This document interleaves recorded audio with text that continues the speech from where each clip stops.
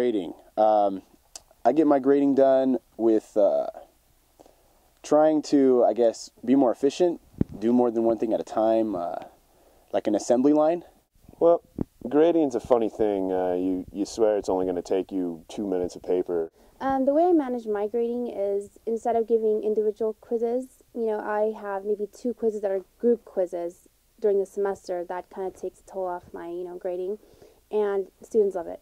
So it's kind of good, you kind of surprise them, okay guys, we're going to have a group quiz today, so they get excited and it's easier on you too. And the way I grade usually is I'll grade 7 to 8 lab notebooks at a time. Take a break, go online, check my email, then come back, because it gets really irritating, again and again, it's just repetitive. So 7 to 8 books, lab notebooks, do that at a time, and it'll be fine. Maybe you have a couple sections, do one section of everyone so you have that same mindset for each thing, goes a little faster. I don't know, distract yourself with some music. You got to stay sane, actually, with grading. That's probably the key.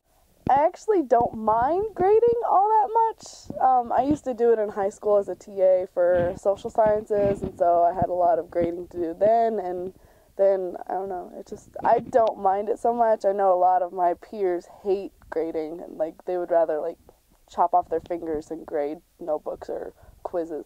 But a lot of the quizzes I give are usually multiple choice and maybe one-word answers, and so if they don't get it, they don't get it.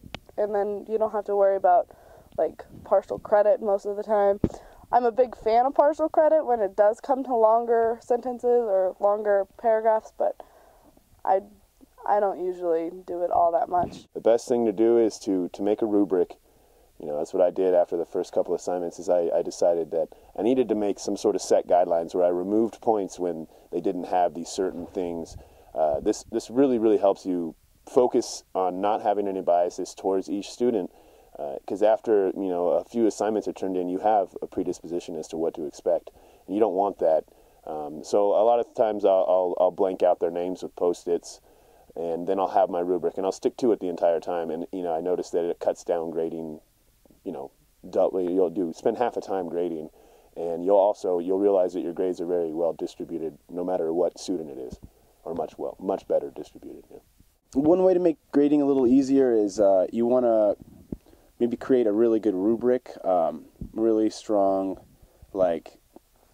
set of what you're actually going to grade, so there's not that much thinking going on, did they include this, did they include this, and have scores for each one. The more specific your scoring is, the faster it's going to go. If you kind of just leave it, I have a short answer question, it's worth 10 points, I guess this person gets a 5. It's going to take you forever. You have to keep thinking and thinking, whereas it's kind of how specific were they on the subject? 2 out of 3. Did they include the material? 3 out of 4. It goes a little faster. So where I got rubrics is I made most of them myself, but I got feedback from other TAs who had previously taught that lab and what to expect for, say, one of our specific examples is they make a biolog, and with the biolog they pick a species, and then they talk about the species and its reproduction and its life cycle and its habitat. So I'd figured out what to expect from good examples from past semesters, and then I took that and made my own rubric with the fact that we'd already had a previous rubric, which I didn't really like. So I kind of changed it, and I did that for almost all assignments. Grading notebooks is, yeah. What I usually do is I grade the easy stuff that's grade first, all of the notebooks, and then I go back and the stuff that I actually have to read, like synthesis questions and discussion, those things I usually save to the end, and then I usually read 1 or 2 of the students that I know are really good, and if I feel like they've gotten everything, then I usually use those as what I would be looking for in the other students' notebooks, and so it's easier for me to grade theirs first and then grade all the other not so great ones later.